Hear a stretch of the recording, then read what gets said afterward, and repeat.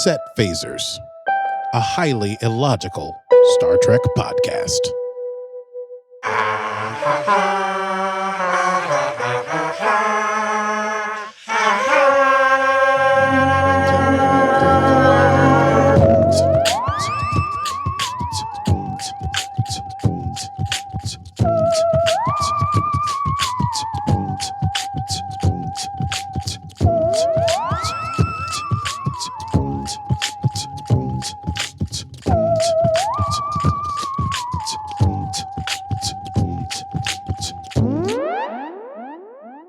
Hello, Archie. Hello. How are you? Hola. Estoy bien. Estoy en Mexico. Cool. Es That's bueno. es bueno, yeah. Yeah. It's muy bueno. Es muy bueno. What I hear. Hace Yeah. mucho caliente aquí. My Spanish is terrible, as is my accent. Mhm. But I try. I try. I miss you, my friend. You're doing a great job. Thank you. Yeah, I know. And now it's like who knows what. All right. You know, before we didn't see each other, but we were just a mere borough away. Now it's a whole continent. Mm-hmm. And no video because of fun Wi-Fi. Because of fun Wi-Fi. Yeah. And we're not live. We're not live. So anything could happen. This is like a real podcast. It's true. This could be edited. This could be our sleekest, most on the rails pod ever done. We shall see. Well, let me start by ruining that by saying, welcome to Set Phasers, the highly illogical Star Trek podcast. Today's star date is stardate 216326.8. And we will be discussing season 1, episode 6 of Star Trek Picard, entitled The Impossible Box. The Impossible Box. The Impossible Box. Nobody ever says Impossible Box, but I think we get that there's a lot of impossible boxes in this. It's a veritable Rubik's Cube, if you will. Hello. Yeah. That comes up. Shall we run it down? Let's run it down. It's time to run it down. Can you run it down for me? Talk about Picard now. Run it down for me.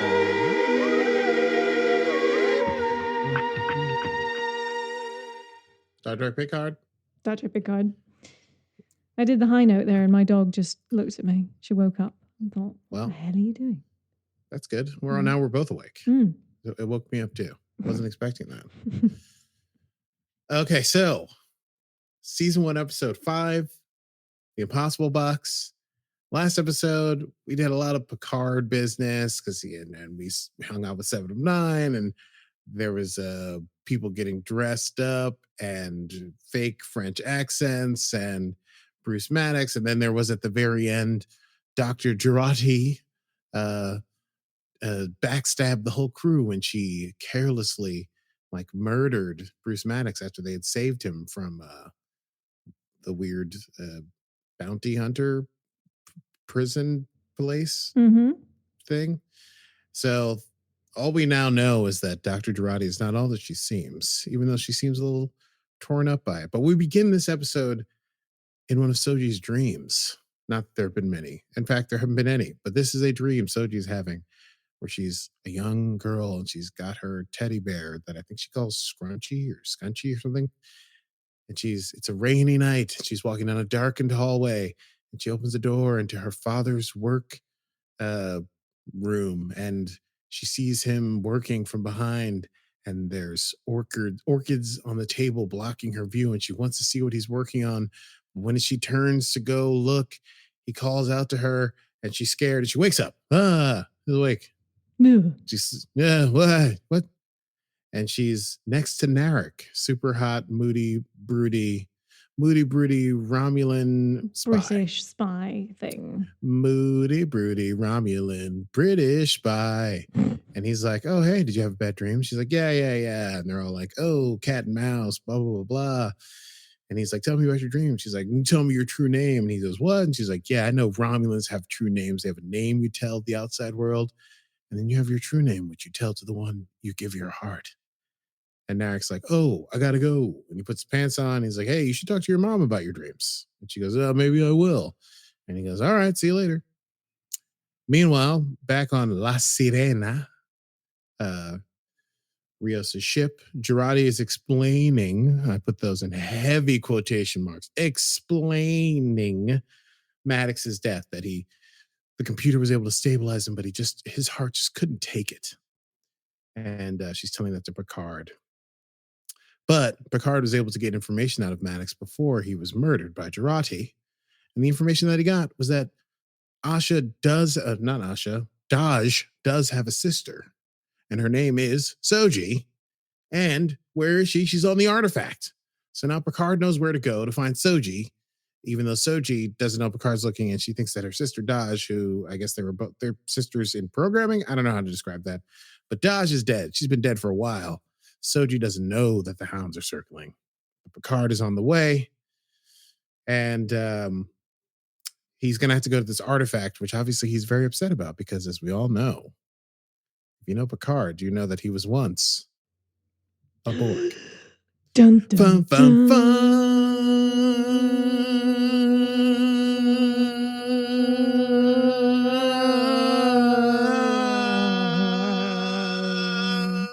Yeah, Picard is a Borg. I couldn't find a sound effect there. Ooh, Very that's quickly. fine. I Wait, think I it found worked it. better with us singing. You Okay. think? Yeah. I don't know. Wait, did you That's find it? actually quite fun. Yeah, I did find it. Here we go. Boom.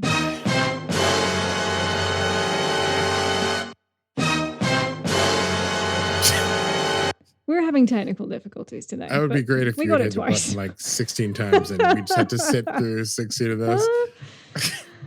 It's all happening on the go. I'm pulling it from different files. But You're making it happen. It's You're making it happen right before Mhm. our very eyes.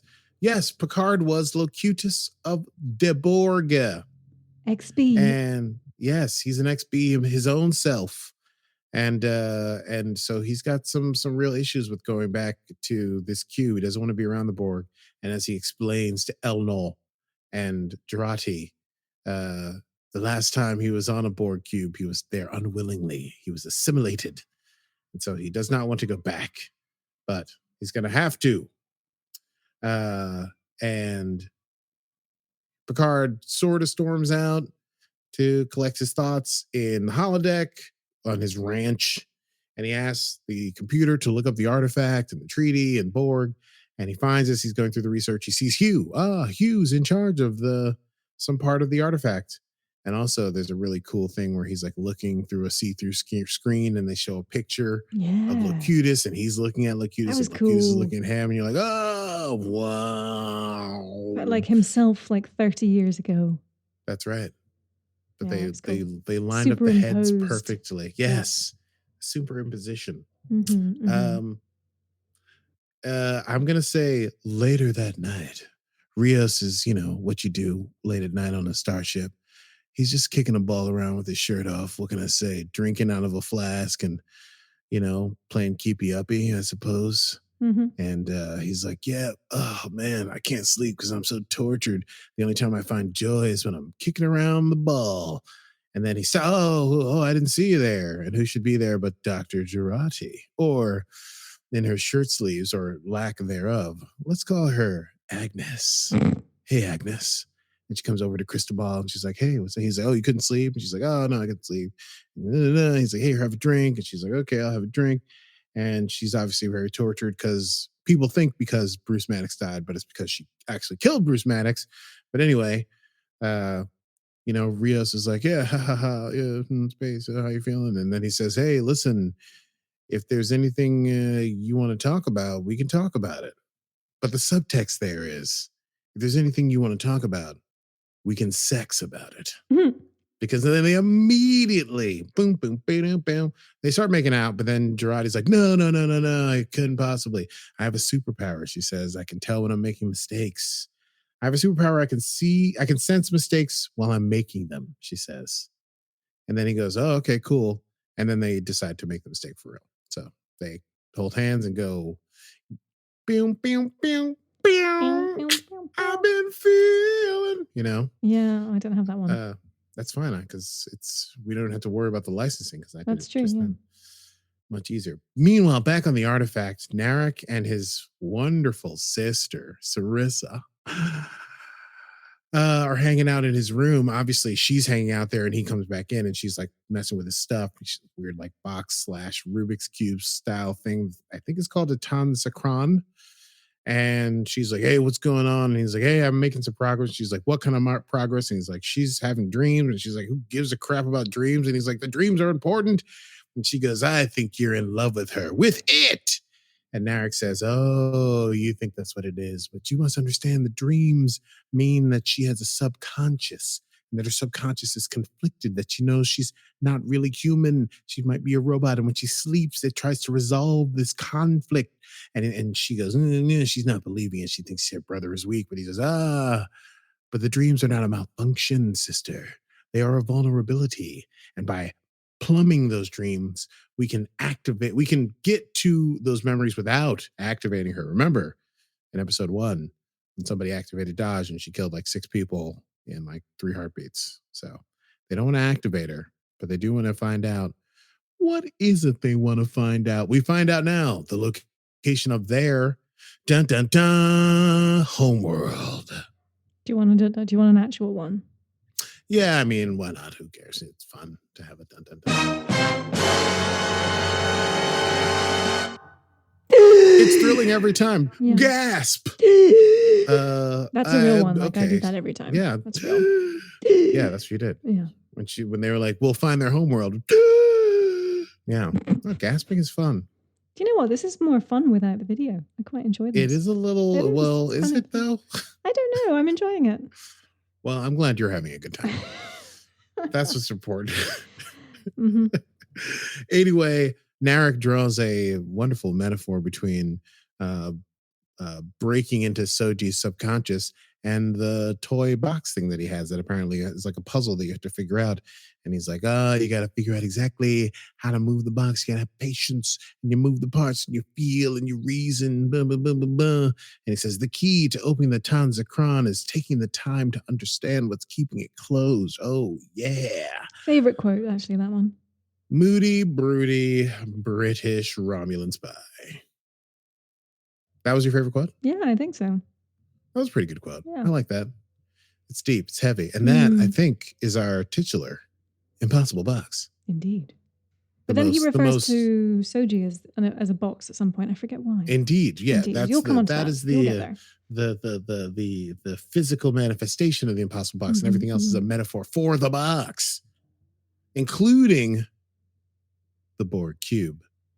That's right. Yes. Indeed. I draw all the lines. Anyway, back on La Sirena, there are a few hours from Romulan space, and Rios is like, "Hey, we better figure something out, because once we go into Romulan space, we're breaking the treaty, and that could cause serious trouble. But I assume you've got a plan, Picard." And Picard's like, "Yeah, I got a plan. It is to tell the complete truth. Just go there and be like, 'Hey, it's me, Picard, and I need to get on that ship box cube.'" And basically, he's going to try and get diplomatic credentials saying that he can speak to the head of the Borg Reclamation Project, which is not technically part of the Borg establishment, even though it's on the cube that is in Borg space and is run by the Borg. Not Borg, Romulan. All the times I said Borg just now. At least it's not Romulan and Vulcan. At least we're not mixing that up. Romulan, Vulcan, Klingon, Romulan. I love that game. Romulan, Vulcan, Klingon, Borg. Ugh. Is that like a rock, paper, scissors thing? It is. It's like a Boff, Marry, Kill. So they drag Raffi out of her room, and she is sheets to the wind drunk. And they're like, "Raffi, we need to get and she's like, "Yeah, everybody get back." Takes a long drag of her snakeweed, dragon blossom, serpent leaves. I forget what it's called. Whatever drug she likes to smoke. And then she puts on a happy face, calls a former colleague by the name of, I believe, Emmy. And she's like, "Hey, Emmy, it's me, Raffi." And they have a little back and forth rapport. And then eventually Raffi's like, "Hey, I need some diplomatic credentials for Jean-Luc Picard."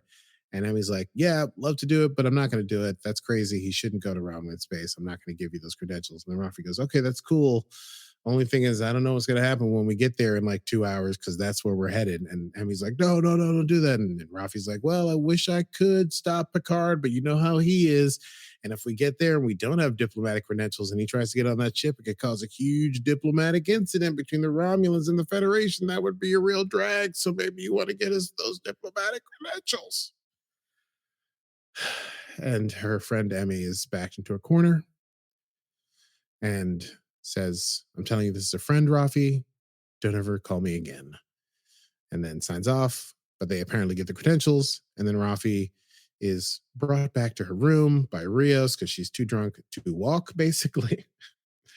And on the cube, Soji is walking around with Narek as usual, because now they're like boyfriend, girlfriend, I guess, going steady. And she's like, hey, I had that dream again last night. And she's like, I tried to talk to my mom about it like you suggested. And he goes, oh, what happened? She goes, oh, every time when I was talking to her, I fell asleep, so we didn't get a chance to finish talking. And Narek's like, so what? Oh, that's so weird. And then Soji's like, what? What's the deal? And he's like, oh, nothing. Brood, moody. And she's like, no, tell me, please. And he goes, well, okay. The thing is, we track every call that comes in and out of the cube. And your call to your mom that you make every night, it's only 70 seconds long every time. It's always 70 seconds. And Soji's like, say what? That's impossible. And he's like, you can check the logs, baby. Meanwhile, Raffi, see, it's weirder when I don't have your face because now there's no one to look at me disapprovingly when I go over the top. This is just me talking to me. You can hear me snort my derision. I'm just playing my amusement. I'm playing with Legos here. I'm just playing with toys. Raffi and Rios have a brief conversation when he puts Raffi to bed. She says, do you know I had a son? He's like, no. And she goes, oh. And he goes, well, hey, Raffi, everyone doesn't get it right every time. She falls asleep. He tucks her in, takes her drink, and leaves. Meanwhile, Soji goes back to her room. She calls mom. She's talking to mom, and she immediately gets super duper sleepy. And she's telling her mom, I think something's wrong with me. And she's like trying to stay awake. She's shaking her head. Eventually, she like grabs a pen or a scissor or something and stabs herself in the hand to stay awake because she's falling asleep. But it doesn't work. Eventually, her mom on the screen says, you should go to sleep if you're feeling so tired. You don't have work to do. And she, boom, out like a light. La Sirena arrives at the Borg cube. They present the credentials. Picard is allowed on board, but only Picard. And they can't dock the ship. Picard will beam directly to one location, and that's where he will meet the director of the Borg Reclamation Project, who is none other than Hugh, who we met a few episodes ago, and who we remember from the 90s. Picard says, I'm going down alone. He tells everyone, don't you come off this ship no matter what happens. While he's headed down there, Soji wakes up in her room. She's like, what's going on? She tosses her room. She tries to find all her old photos and stuff. And she starts doing some kind of scan on them to see how old they are. They're all 37 months old. Pictures of her and her sister when she was kids, her diary from when she was a child, the necklace that she wears around her neck that matches the one that Daj gave to Picard. All 37 months old. Mm. And including the teddy bear that she has in the dream, that she also has in real life. Oof, it's creepy. She freaks out. While she's freaking out, Picard beams on board and he starts freaking out because he's back on a Borg cube, and the cube reacts to his presence, and he has flashbacks as Locutus, and he's sweating and panting, and that's when he decides to walk over a bridge that descends into a deep, deep chasm that has no handrails. And of course, then he's like, oh, blah, blah, blah. He's all disoriented, and he's falling over, and the Borg are reacting, the Borg are touching him, and he's like, get off me. But then Hugh says, no, they don't want you to fall. And then Picard comes back, and he's like, oh, Hugh, it's so good to see you. And he's like, I didn't believe it would be you, Picard, until I saw you. And then he's like, hey, what's going on, Picard? And Picard's like, I need your help to find this girl, Soji. Meanwhile, all of this is happening concurrently. Soji has called in Narek, and she said, I looked at all this stuff, and it's all only 3 years old, and what's going on? And I can't figure out what's going on in my head. And Narek's like, oh, I wonder. And she's like, I need your help. I'm so scared. And he's like, oh, I'll hug you. And then I'll tell you about this creepy Romulan rite that only Romulans get to do, but it helps you meditate and unpack subdued or buried memories. And I think you should do it. And Soji's like, but you don't let humans do it. And he's like, I know. And that's all the more reason we should. And he puts out his hand like, come with me. And she's like, okay. So they go to... I'll come back to that. I don't know how, whatever. Hugh and Picard take a little trip to see the XBs. Picard comes around to this whole thing that like they're sort of like undoing assimilation, and it's great. And Hugh's like, it's not perfect. And Picard says, you're doing is good. It doesn't have to be perfect. And then Hugh's like, all right, well, you came all this way. It'd be great if you spoke up for us when you get back to the Federation. Let's find this young lady, Soji. They're going to go to her room, which of course means they're going to miss her because we just saw her leave with Narek. That's me whispering. Soji and Narek go to a wooden meditation walking room. Is that how you'd like to? How would you describe it? Yeah, why not? It's like a little sauna, but without the smoke and stones and stuff. Yeah, or the benches. Or the benches, and it's got kind of like a weird shape glyph, almost like a lotus, a weird irregular lotus shape on the floor. And apparently it's a path you must walk with your shoes off. And as you walk it, you walk through whatever memories or mind, or in Soji's case, dreams it is that you're trying to uncover. So he starts working her through the this whole dream walk. And in order to sort of like prime her, because now we realize that like moody broody, yes, but also weirdly brilliant. He's like manipulating her to the utmost. And so right before they begin this meditation, he gives her his true name, which I didn't write down because I think he's the worst. Rian. Okay, well, I didn't want to say it because he sucks. Sorry. It's all right. It's not your fault. Yeah. I made my stand and you made yours. Well, I was just trying to remember something. Just giving myself you did points. A great job. Thanks. Take those points and run with them. Take them to the bank. Take those points to the bank. And Picard and Hugh show up at Soji's room, which looks like a whirlwind went through it. And Picard's like, I think she's starting to realize what she's becoming. You must find her.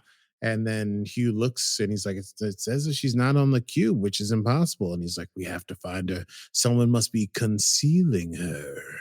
Dun, dun, dun. You don't have to play dun, dun, dun for that. That's like a low-key dun, dun, dun, because we know someone's concealing her because she's in the meditation room with Narek. Anyway, she starts walking through her dreams and she sees the hallway and she sees the room and she sees the orchids and she tries to look around them and she runs into her father and she gets scared. And then Narek says, you're doing super good and you should go and take a look and you got to pass through and be brave. And he says, do it for me. And she's like, I'll try. And she does. And she walks around the orchids. She's not unable to see her father's face, but she's able to look at what he's working on the table. And what is it? You guessed it, it's Soji, but she's a wooden doll on a table. It's creepy. She's like in pieces as a wooden doll. And it's like her father was trying to assemble her, which of course we know what is going on here subtextually, but Soji's finding out. So when she finds this out, she's freaked out about it. And she's all, kind of discombobulated. And so Narek naturally steps up to her and kisses her passionately on the lips.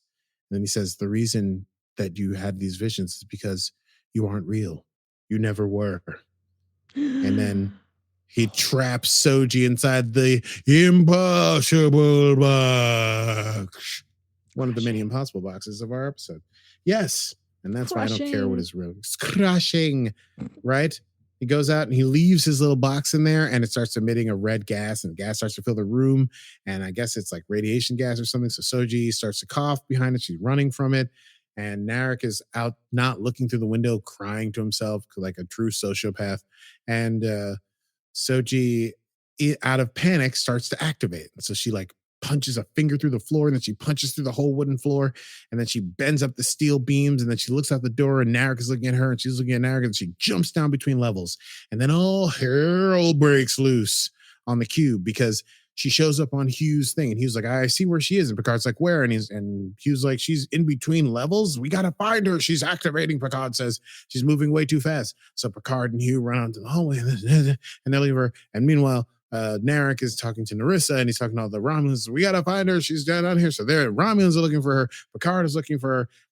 They run into a room. She comes flying out of the ceiling. Picard and Hugh, thankfully, Picard's like, it's me, Jean-Luc Picard. I tried to help your sister, but I couldn't help her. And she gave me this necklace. And you need to come with me. And she doesn't really trust him. He says, please, please trust me. And she goes, okay. And so they hear more people coming. And so they go, what are we going to do? What are we going to do? What are we going to do? And Hugh says, follow me. So they follow Hugh down into the bowels of the Borg cube. And they enter a room that is the Queen's chamber, which they both remember, even though they haven't been there, which I thought was a weird thing because hasn't Picard been in the Queen's chamber? Yeah, totally. In First Contact, right? Mm-hmm. Anyway, a little continuity oversight there. I think it was Picard, or was it Data? I feel like it was Picard. Because remember, he has that meeting with the Queen. Was that Picard? Or both? I think they both did, didn't they?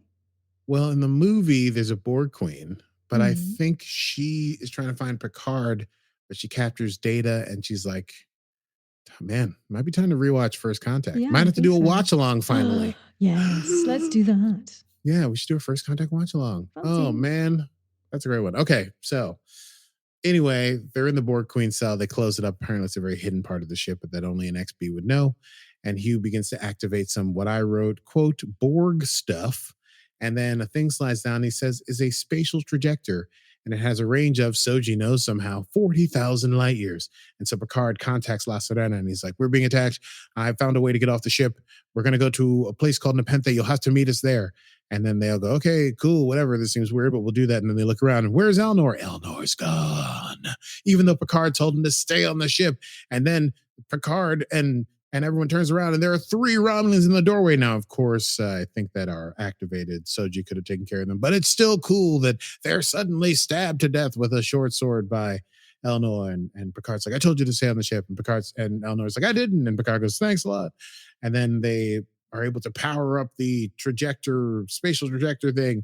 And Elnor's like, I will stay behind and cover your back. And Picard's like, no, I won't leave you again. And Elnor says, it really pleases me to hear that, but you must help her, otherwise they will destroy her, and I'm here to help you.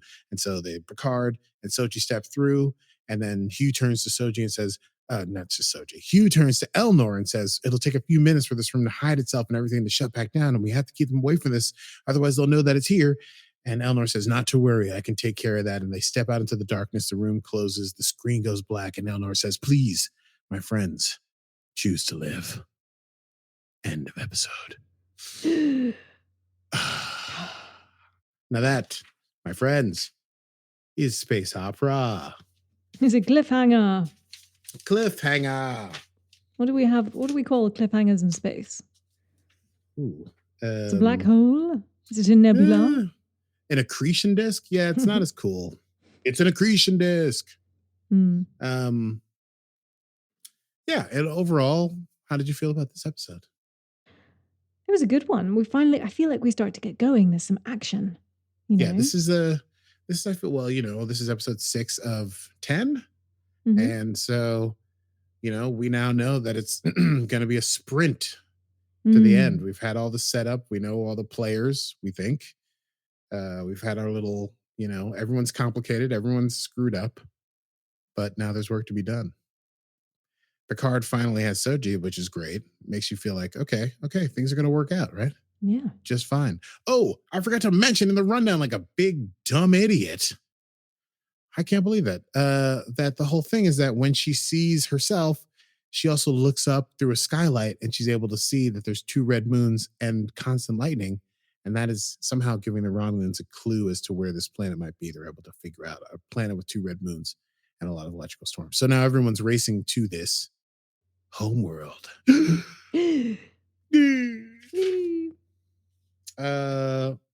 Quotable moments? Quotable moments! Indeed. Mine was about the box. It was, in order to open the box, you need to understand how the box works or why it's closed or something, whatever that was. Yes, you must. Much as it was from our brooding Romulan person who we don't like very much. Brooding Romulan person. Hi, I'm Narek. I'm brooding. Well, emo. I wrote down a few emo. I wrote down a few things. Obviously, I wrote the box thing. Well, I loved it when Raffi says to her friend, when she's like, "Hey, I don't want to cause any political incidents." She goes, "I don't want to end up on the wrong side of a disruptor cannon, Emmy. I'm still planning to drink myself to death." So funny. Jurati obviously says, "I have a superpower. I can sense mistakes while I'm making them." Indeed. Which is not really a superpower. I think most people will be like, "Hey, this seemed like a mistake to you?" And please, my friends, choose to live. I have a couple more here. I've never slept with the captain of anything. I think that was also Jurati. I've never slept with the captain or anything. Yes, and then Rios' hot comeback, which is like I'd recommend it. I highly recommend it. Yeah. Oh yeah. Sexy pillow talk. Yeah, what did I really love? Let me go through my papers here. There was the moment. I already read that one. Oh, yes. Raffi saying to Emmy, "You know, Picard, every part of that guy that's not ego is rampaging id." Raffi really knows how to burn Picard. Oh, yeah. Like every episode, she gives him a good burn. roast. Yeah. And it's not really a quote, but Elnor is learning the idea of butting in. And so early on in the episode, he asked if he was in butting on Jurati's whatever, her guilty hand wringing, essentially. And she says, "Yes, you are." Yeah. Good times. Emmy says they're all piled together, which is why I can't find them. I have one red line. Emmy says of the Romulans are in a 250-year bad mood. That's cute. That is cute. Also true. Also true. That's also true. But that's all I've got for quotes. That's all she wrote. Wow. Is it time for next time? It's time for next time. Next time my on papers. Set Phasers. Ladies and gentlemen, next time on Set Phasers, we will be discussing episode 7 of season 1 of Star Trek Picard, entitled Nepenthe. Ooh. And that's a seminal Is that Greek one. for something? We know because we've seen. I don't know, probably. I'll look it up for next week. It's the name of the planet where he said he was going. So that's all we really need to. Yeah, I'm sure it has. Thoroughly researched this for you there, yes, listeners. Yeah, you know me. I've never put down my Greek to English dictionary. Dear listener, we're so sorry. We'll have that for you next time on Set Phasers. How insufferable do you want me to be? I correct people already. That's true. That is true. Ridiculous things. Actually, Nepenthe is. That's what I'll do next week. So we'll be discussing that. From Nepal, I'll have you know. Is it? No, I made it up. Oh, I believe you. Sounded good though, didn't it? It sounded all right. Yeah, so we'll be doing that. I don't know if we'll be live or I'm not sure yet. If we'll just be talking as we talked here. But we will find a way, by gum, to get through the episodes of Star Trek Picard. Because there's probably some new Star Trek on the way. Yeah. And we're very excited about it. And we hope you're excited to hear us be excited about it. Yes. Get back on track there, Aki. Okay. Thank you very much for joining us. If you enjoyed the program, you can catch us usually Fridays at 8 p.m. on Facebook Live, or as you are now, a podcast every Monday, wherever podcasts come from. We are, of course, on the Instagram. We are at Set Phasers Podcast, I think, and at Set Phasers on the Facebook. And my meme game is strong, so please join me there and like all my memes. Meme Queen. Meme Queen. Meme Queen. Meme Queen. Yep. Meme Queen. And you're sharing the same meme. And your hearts will beat as one. If you want to support us in our continuing mission to discover what Discovery or Picard has in store for us, we'd only be delighted. You can patronize us. We can take it by going to patreon.com/setphaser. Speaking of, a new month is just around the bend. So we'll probably be doing our first Sunday of the month next week. Patreon members thing next Sunday. Next Sunday. The 2nd of April, I believe. Easter Sunday. you still got, oh yes, Easter Sundays. So when you come, once you've taken off your Easter Sunday clothes and your bonnets and you found all the eggs, you can strap in with us to watch an episode of, we haven't decided what it's going to be yet. I looked it up at the same time that I look up Nepenthe. Indeed. Well, until next time, I'm Stevie Mans. And I am Aki Burmese, and this has been Set Phasers, a highly illogical Star Trek podcast. Computer. End program.